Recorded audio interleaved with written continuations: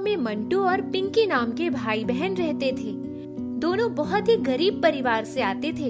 उन्हें पढ़ाई में बहुत मन लगता था, लेकिन पैसों की कमी की वजह से वह पढ़ नहीं पाते थे। गांव के सरकारी स्कूल में उन्होंने अपनी पढ़ाई की थी।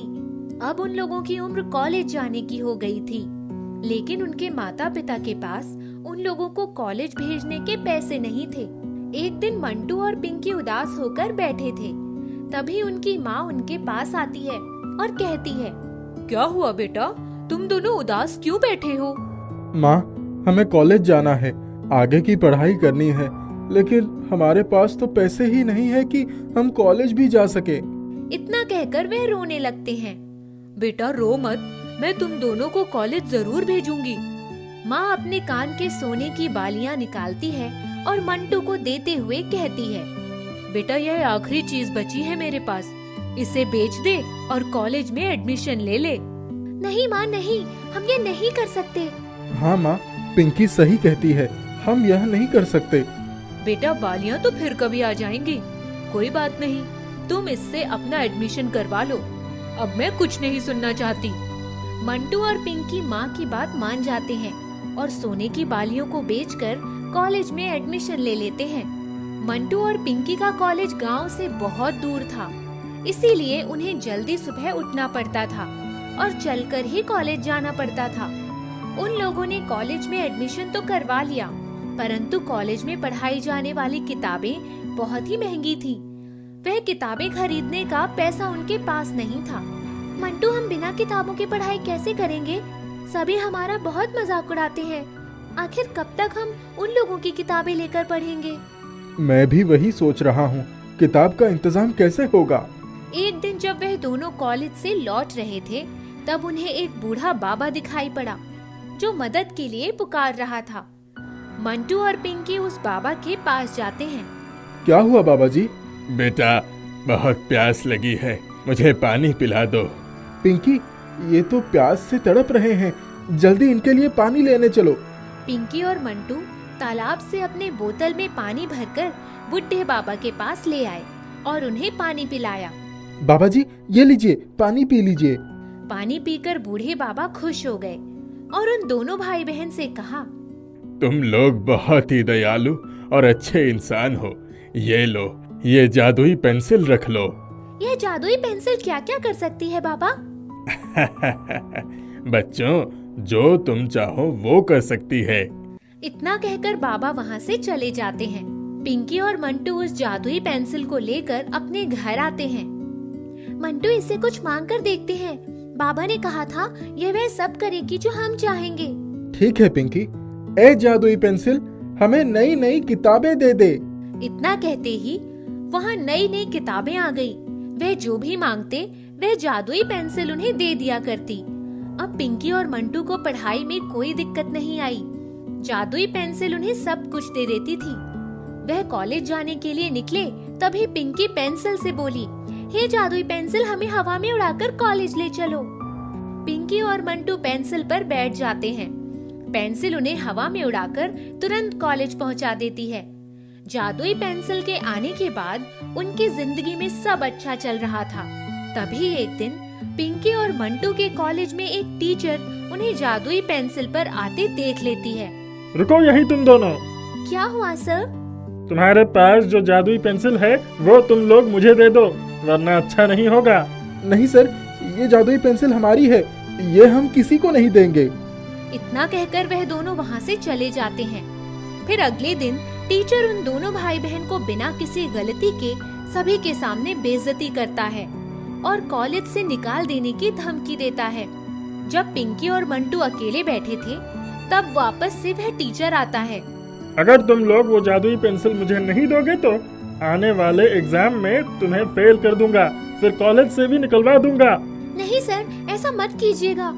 अगर तुम लोग चाहते हो कि मैं ऐसा ना करूं, तो चुपचाप ये जादुई पेंसिल मुझे दे दो। उदास होकर पिंकी वह जादुई पेंसिल अपनी टीचर को दे देती है। वह पेंसिल लेकर टीचर खुश होकर उस पर बैठता है। जादुई पेंसिल उसको ऊपर ले जाती है और चारों ओर घुमाकर नीचे फेंक देती है। यह देखकर दोनों भाई बहन बहुत खुश होते हैं और जादुई पेंसिल वापस अपने साथ लेकर चले जाते हैं। टीचर उन दोनों से बहुत डर जाता है और कभी उन्हें कुछ नहीं कहता। एक दिन पिंकी और मंटू कॉलेज से वापस आ रहे थे, तभी कुछ चोरों ने उन्हें घेर लिया। चलो जल्दी जल्दी, तुम्हारे पास जो भी है हमें दे दो। अरे हमारे पास कुछ भी नहीं है, हमें छोड़ दो। अच्छा, हमसे झूठ? रुको, अभी तुम दोनों को बताता हूँ। चोर चाकू निकालता है और मंटू को डराने लगता है। हे जादुई पेंसिल, हमारी मदद करो। जादुई पेंसिल एक बड़ा सा लकड़ी का डंडा बन जाता है और उन चोरों की खूब पिटाई करता है। चोर डरकर भाग जाते हैं। हमसे पंगा लेने चले थे। पिंकी और मंटू बहुत मन लगाकर पढ़ाई करते हैं और बहुत बड़े आदमी बन जाते हैं। पिंकी प्रोफेसर बन जाती है और मंटू बैंक का मैनेजर बन जाता है। वह दोनों अपनी माँ को गहनों का सेट लाकर देते हैं और उनसे आशीर्वाद लेते हैं। माँ बच्चों की तरक्की देखकर बहुत खुश होती है और सोचती है, अच्छा हुआ जो मैंने उस दिन अपनी बालियां बेचकर इनका एडमिशन करवाया था, नहीं तो आज मेरे बच्चे इतने अच्छे मुकाम पर नहीं पहुंच पाते।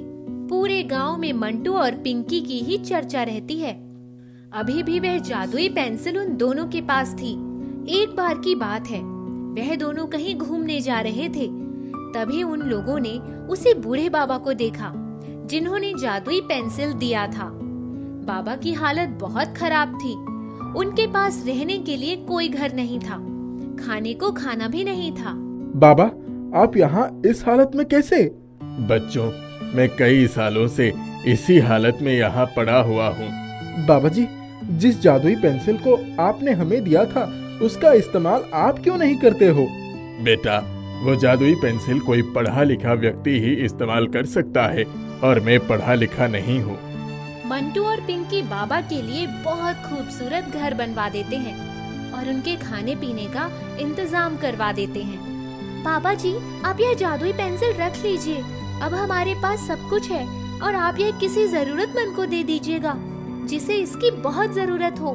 हाँ बाबा जी, आप यहाँ खुशी खुशी रहिए। किसी भी चीज की आवश्यकता होगी तो हमें जरूर बताइएगा। बच्चों, तुम लोग जैसा ईमानदार और संतुष्टि इंसान मैंने कहीं नहीं देखा। भगवान तुम्हारा भला करे। बाबा से आज्ञा लेकर वे वहाँ से चले जाते हैं और अपने अपने काम में व्यस्त हो जाते हैं। जादुई गुलमोहर का पेड़। रेशमा एक गरीब कुम्हार की बेटी थी। रेशमा बहुत खूबसूरत थी। उसकी माँ बचपन में ही मर गई थी। उसके बापू मिशरी लाल ने उसे बड़ी मुश्किल से पाला था। वो रोज सुबह ही घड़े और मिट्टी के बर्तन बनाता और बाजार में बेचकर जो भी पैसा मिलता उसी से उसका खर्चा चलाता था। लोगों के बहुत जोर देने पर भी मिसरी लाल ने दूसरा विवाह नहीं किया था। रेशमा 18 साल की हो गई थी। मिसरी लाल को उसके विवाह की चिंता होने लगी। रेशमा घर का सारा काम करती, फिर बापू को खिला पिलाकर पास के ही जंगल में अपनी गाय और बकरी को चराने के लिए ले जाती थी। एक दिन जब वो जंगल में गई तो गाय और बकरी को चरने के लिए छोड़ दिया और खुद अपने पसंदीदार पेड़ से पीठ ठिकाकर आराम करने लगा। थोड़ी ही देर में उसने अपनी खाने की पोटली निकाली और थोड़ा खाना और पानी उस पेड़ के पास रख दी। वो आंखें बंद करके बोली, हे वृक्ष देवता, पहले आप खा लो, फिर मैं भी खा लेती हूँ। माँ कहती थी, वृक्ष हमारी धरोहर है, उनसे प्यार करना चाहिए। वैसे भी मुझसे अकेले नहीं खाया जाता। आप भी तो भूखे होंगे ना। फिर वो पेड़ से ढेरों बातें करती। ये उसका रोज का नियम था। फिर रेशमा ने खाना खाया और पानी पिया। अचानक उसके सामने पेड़ से एक गुलमोहर का फूल का गुच्छा गिरा। रेशमा ने जैसे ही उसको उठाने के लिए हाथ बढ़ाया, पेड़ से आवाज आई, इसको अपने घर के आंगन में मिट्टी के नीचे दबा देना। फिर रेशमा बोली, तुम कौन हो और ये फूल मुझे क्यों दे रहे हो? फिर पेड़ बोला, तुम तो मुझे रोज खाना पीना देती हो, इतनी बातें करती हो और पहचानती नहीं हो। रेशमा खुशी से उछल पड़ी। वो बोली, अरे, तुम सच में मेरा बनाया खाना खाते हो? आज मैं बहुत खुश हूँ। अभी जाकर बापू को बताती हूँ। वो गुलमोहर का पेड़ बोला, ना ना ना ना ना, ये बात सिर्फ हमारे और तुम्हारे बीच की है। समय आने पर उन्हें सब कुछ पता चल जाएगा। फिर रेशमा ने कहा, ठीक है, किसी से नहीं कहूँगी। अब मैं चलती हूँ, कल फिर आऊंगी। वो अपने जानवरों को हाँकते हुए घर आ गई। घर आते ही रेशमा आंगन में गई और उसने खुरपी लेकर गुलमोहर का फूल मिट्टी के नीचे दबा दिया और फिर आकर चुपचाप घर का काम करने लगी। जब मिसरी लाल आया तो बेटी को प्रसन्न चीत देखकर बहुत खुश हुआ और बोला, अरे, आज क्या बात है, बड़ी खुश लग रही हो। फिर वो बोली, कुछ नहीं बापू, बस ऐसे ही। खाना पीना खाकर वो सोने गई तो अपने कमरे की खिड़की से झांक कर देखा कि जहां उसने गुलमोहर का फूल लगाया था वहां उतनी ही देर में पौधा निकल आया है। उसे बड़ा आश्चर्य हुआ। वो बिस्तर पर आकर लेट गई, पर नींद नहीं आ रही थी। आधी रात हुई तो उसे आंगन में कुछ आवाजें सुनाई पड़ी। वो दबे पांव खिड़की के पास आकर खड़ी हो गई। उसकी आंखें खुली की खुली रह गई। वो नन्हा पौधा पेड़ में परिवर्तित हो गया था। उसके नीचे परियों की रानी लग रही एक खूबसूरत परी सजे हुए एक तख्त पर विराजमान थी। उसके चारों तरफ सुंदर परियां और परिजात नृत्य कर रहे थे। कोई बांसुरी बजा रहा था तो कोई शहनाई और कोई सारंग। कुछ देर के बाद ही परियों की रानी ने 3 बार ताली बजाई और ढेर सारे खाने पीने का सामान आ गया। खाने की सुगंध से रेशमा को भी भूख लग गई, लेकिन उसकी हिम्मत नहीं हुई कि वो बाहर निकल कर जाए। खाना पीना खत्म होते होते भोर हो गई। अचानक एक तेज रोशनी हुई और गुलमोहर का पेड़ 2 भागों में दरवाजे की तरह खुल गया। सब लोग उसके भीतर समा गए। पलक झपकते ही वहां का नजारा ही बदल गया। रेशमा ठगी सी आंखें फाड़े देखती रह गई। चुपचाप आकर बिस्तर पर लेट गई। सुबह बापू की आवाज से नींद खुली। मिसरी लाल बोला, रेशमा, जल्दी उठो, ये देखो हमारे आंगन में पेड़ कहाँ से आ गया और कितने सुंदर घड़े बने रखे हैं। क्या तुमने इसे बनाया है? वो आंखें मलते हुए उठी और बोली, नहीं बापू, मैंने तो घड़े नहीं बनाए हैं। वो भागकर आंगन में पहुंच गई। वहां करीब 10 घड़े बने रखे थे। उसने कहा, बापू चलो, अच्छा है ना, अब तुम्हें घड़े बनाने के लिए जाना नहीं पड़ेगा। इन्हीं घड़ों को बाजार में बेच दो। फिर मिसरी लाल ने कहा, हाँ हाँ, तुम ठीक कह रही हो। चलो, मैं बाजार जाता हूँ, कुछ खिला दो पहले।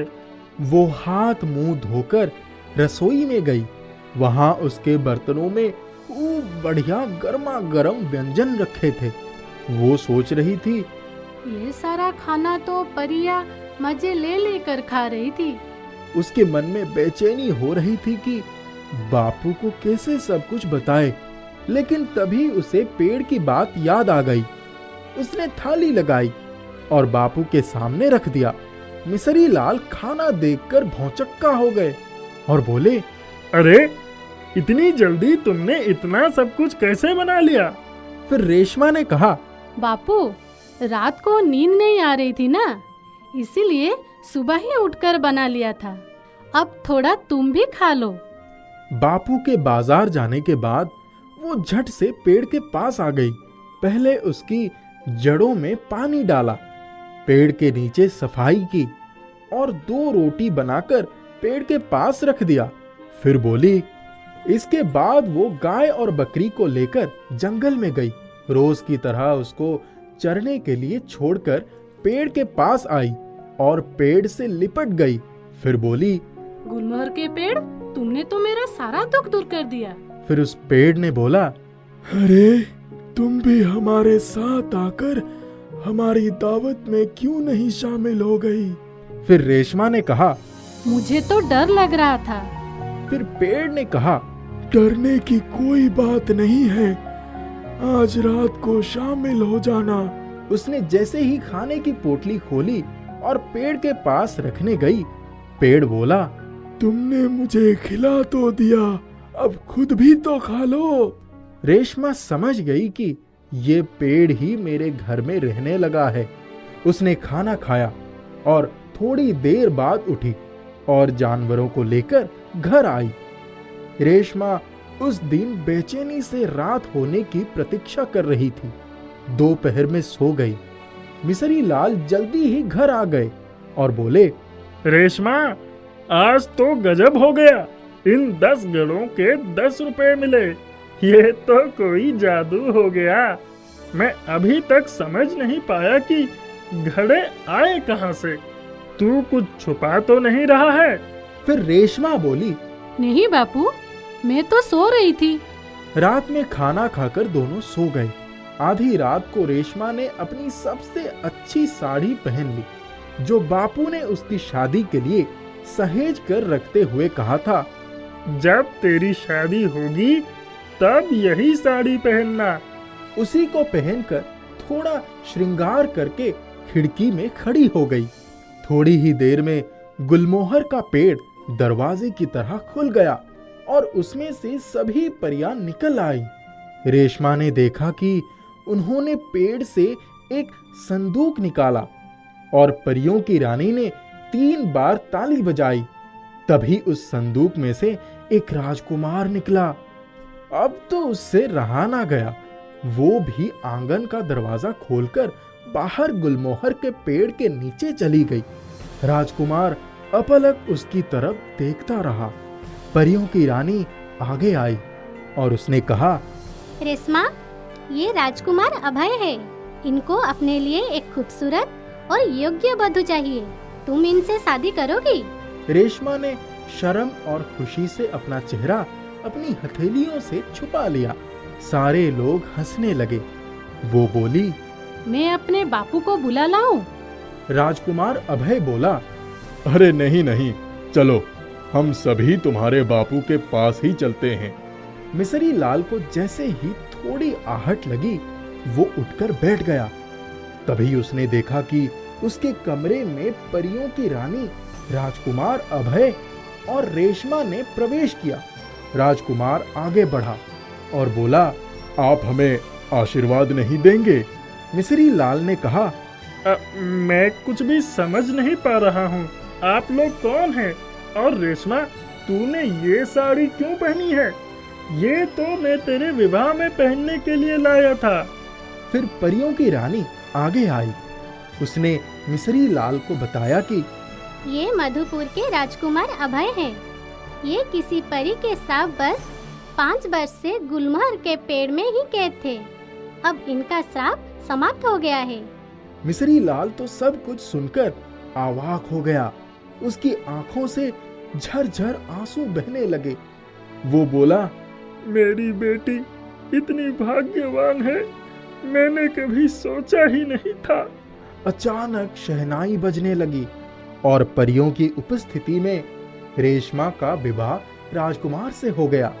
राजकुमार मिसरी लाल के पास आया और बोला, बापू, आपको यहाँ रहने की जरूरत नहीं है, आप हमारे साथ चलिए। मिसरी लाल ने कहा, बेटा, जिस गुलमोहर की पेड़ ने इतना सब कुछ दिया है, अब उसी की देखभाल में आराम से जीवन कट जाएगा। आप लोग जाइए, बीच बीच में मिलने आ जाइएगा। मैं भी कभी कभी मिलने आ जाऊंगा। रेशमा विदा होकर जाने लगी तो गुलमोहर के पेड़ से लिपट कर खूब रोई। फिर बापू के गले लग गई। वो चली गई थी। सब लोग जा चुके थे। मिसरी लाल का घर हवेली में परिवर्तित हो गया था। गुलमोहर का पेड़ अभी भी वहां खड़ा था। रेशमा अक्सर अपनी बगधी में आती। बापू के लिए नौकर चाकर रखवा दिए थे। अब बापू को भी काम करने की जरूरत नहीं थी। वे सारे समय गुलमोहर के फूलों से नए नए पेड़ लगाते और उन्हीं की देखभाल में सारा समय बीत जाता। कुछ ही सालों में मिश्री लाल की हवेली को लोग गुलमोहर के बाग वाली हवेली के नाम से जानने लगे थे। गुलमोहर के जादुई पेड़ ने उसकी किस्मत बदल दी थी।